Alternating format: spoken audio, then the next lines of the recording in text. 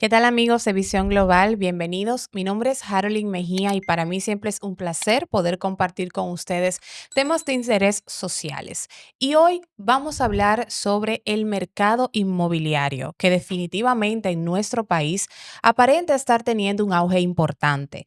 Pudiésemos suponer que se debe a una gran presencia de inversión extranjera, pero también que aparentemente se está haciendo un esfuerzo consciente en implementar lujos, comodidades, privacidad que puedan, vamos a decir, que impulsar la calidad de vida de los ciudadanos. Y para hablarnos sobre este tema con toda la profesionalidad y las informaciones adecuadas, tengo el placer de compartir este panel el día de hoy con Elaine y Dana Santana, quienes son las representantes de Ambar View. Bienvenidas. Gracias por la Gracias, muchas invitación. gracias por invitarnos.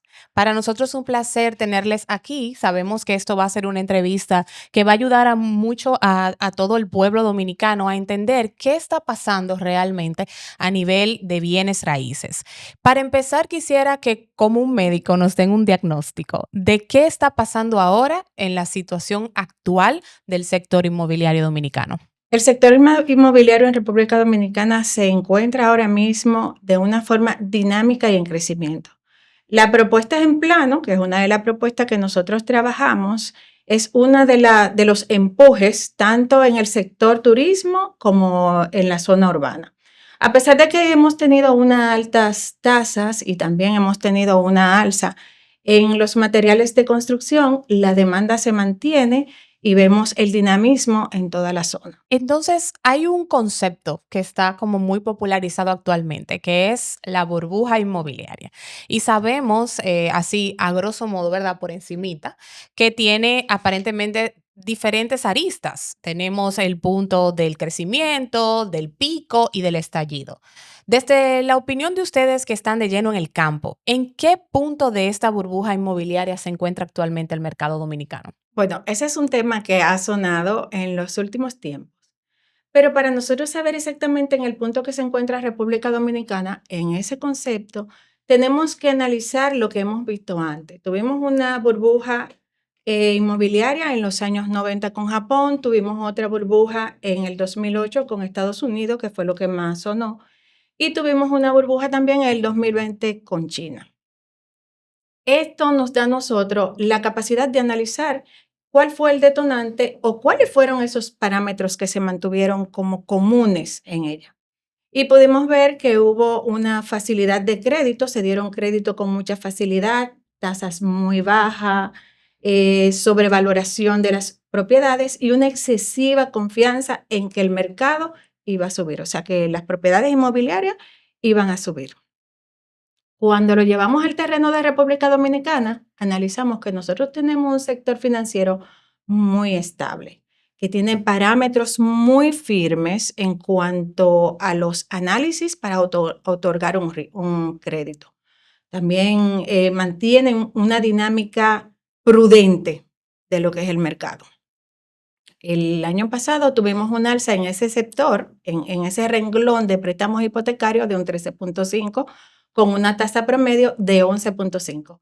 Pero se tuvo una tasa muy baja de moras y también una tasa muy baja del índice de riesgo. De hecho, la más baja en todos los productos del sector financiero. Eso no quiere decir que nosotros no estamos frente a una burbuja inmobiliaria generalizada, pero sí hay sectores que tenemos que vigilar. Hay sectores de riesgo donde se están sobrevaluando propiedades y podemos tomar ese punto de referencia hablando, un ejemplo, de los proyectos que están en propuesta de rentas cortas. Son puntos que tenemos que analizar.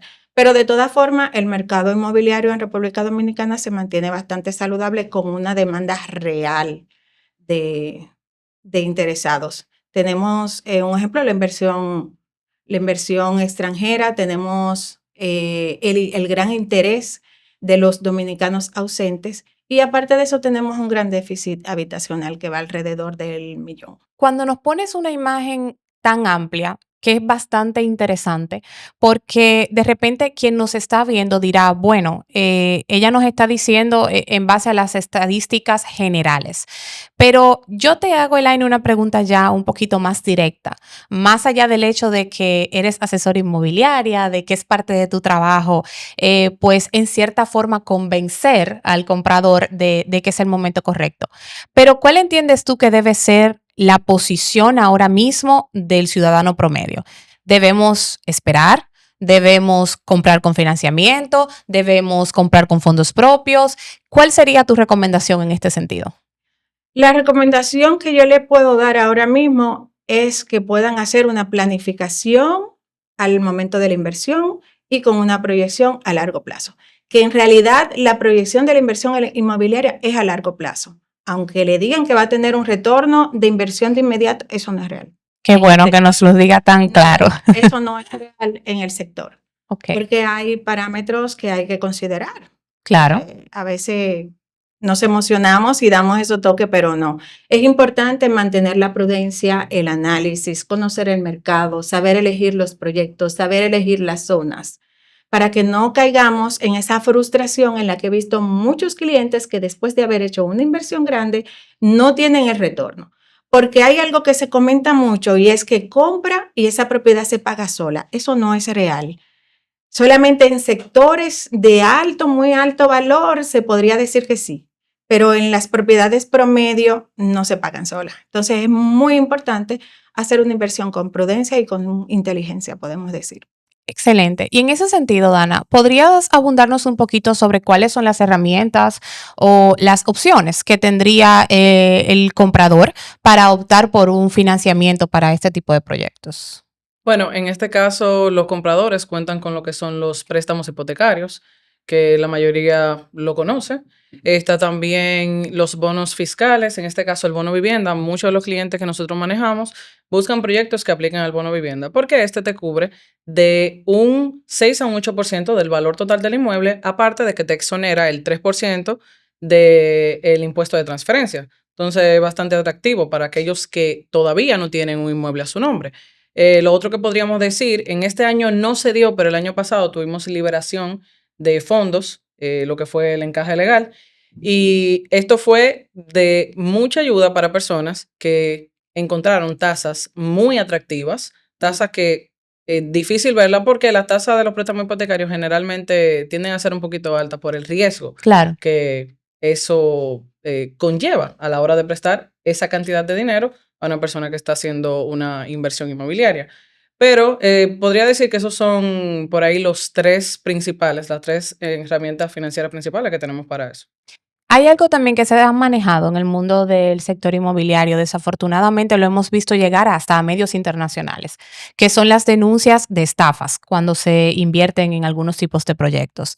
En ese sentido, ¿qué le pudieran recomendar? ¿Cómo pudiera el cliente identificar cuándo está atravesando quizás por una posible estafa y cuándo no? En el momento que le aseguran al comprador que esa rentabilidad es segura y que eso se va a duplicar súper rápido, eso es mentira. Porque como ya lo había mencionado Elaine anteriormente, eso no se maneja de esa manera. Tú no vas a tener un retorno instantáneo. O sea, estamos hablando de invertir en una propiedad inmobiliaria. Eso conlleva tiempo para que, a pesar de que la plusvalía está garantizada, pero conlleva tiempo para que eso alcance cierto nivel de retorno. Claro. Entonces, en el momento que vemos eso, que te garantizan tanta rapidez a la hora de lo que es tú recuperar lo invertido, cuando te quieren decir como venderte que es hoy o nunca, ya ahí tú más o menos, cuando es muy cuesta arriba conseguir la documentación que respalde ese proyecto o esa oferta inmobiliaria. Generalmente lo más difícil para conseguir una documentación de un proyecto, para decir lo más complicado, es que la constructora te haga una cita para que con ellos poder conversar, poder mostrarte la documentación que tú necesitas y tal. Pero generalmente todos los desarrolladores o todas las constructoras tienen ahí toda la documentación para respaldarlos. También cuando tú ves que en esa oferta no hay nada que respalde a ese desarrollador. Nunca ha hecho ningún proyecto, no se sabe absolutamente nada, fue algo que salió de la noche a la mañana, o cuando te prometen cosas que ni siquiera, que no hay nada en la zona que ofrezca eso, cosas totalmente que se exceden de lo que está en la zona. No me puedes ofrecer villas y castillas en una zona que está en mero desarrollo. Y Claro. hay personas que por esa promesa que te lo pintan muy bonito, entonces tienden a caer en lo que es una estafa. Claro, y como bien también mencionaba Elaine, hay una gran población de dominicanos ausentes que buscan ya lo que han trabajado donde están, invertirlo en su país, como un plan de retiro, como un plan vacacional. En ese sentido, dependen enteramente de ustedes, los asesores inmobiliarios. Ya para cerrar, creo que esto es importante. ¿Cómo podemos identificar un buen asesor inmobiliario? Lo primero es que un buen asesor inmobiliario es totalmente transparente. Un buen asesor inmobiliario no simplemente se va a enfocar en venderte una propiedad para poder cobrar su comisión. Se va a encargar de analizar qué es lo que tú necesitas y qué propiedad va a suplir esa necesidad que tú tienes. Te va a ayudar a analizar tu capacidad de pago, si es correcto que en este momento tú puedas hacer esa inversión o no. No simplemente se va a basar en obligarte a que tú hagas una inversión por medio de convencimiento, que es más meter presión que otra Claro. cosa, como bien decimos. Ujú. Y esos asesores inmobiliarios confiables generalmente están respaldados. Podemos verificar sus redes sociales. La gente habla, la gente siempre habla. Habla de su experiencia, cómo fue con ese asesor. Sí, me orientó de la manera correcta. O sí, he visto que su trayectoria ha hecho esto, lo que cuando se van formando. Generalmente los asesores inmobiliarios tendemos a eso, a mantener nuestras redes sociales actualizadas cuando nos vamos formando, que si hacemos entrega, que si hacemos una visita a un proyecto. Y tendemos a informarnos lo mejor posible para poder orientar al cliente, porque asesorar se trata de orientar de la manera correcta al cliente, no simplemente de venderte la propiedad que a mí me conviene que tú compres. Claro, hacer un acompañamiento que sea real, que Ujú. sea humano, que sea dentro de lo que cabe, pues en la protección de los mejores intereses de parte y parte. Bueno, de verdad que creo que esta entrevista, como bien dije al principio, sirve bastante para ponernos en contexto de qué está pasando en el mercado inmobiliario de nuestro país.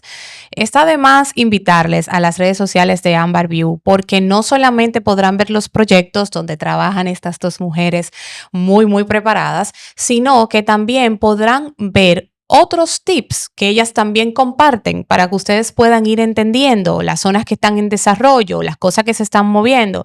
Y son profesionales que se mantienen también actualizadas en sus áreas. Van a charlas, forman parte de grupos que regularizan todo este proceso de los bienes raíces. Entonces, verdaderamente creemos que el contenido que ellas comparten pueden ser una gran herramienta para ustedes. Queremos escuchar sus opiniones, si tienen preguntas también, así que les invitamos a dejar su comentario y nos veremos en una próxima entrega. Muchas gracias.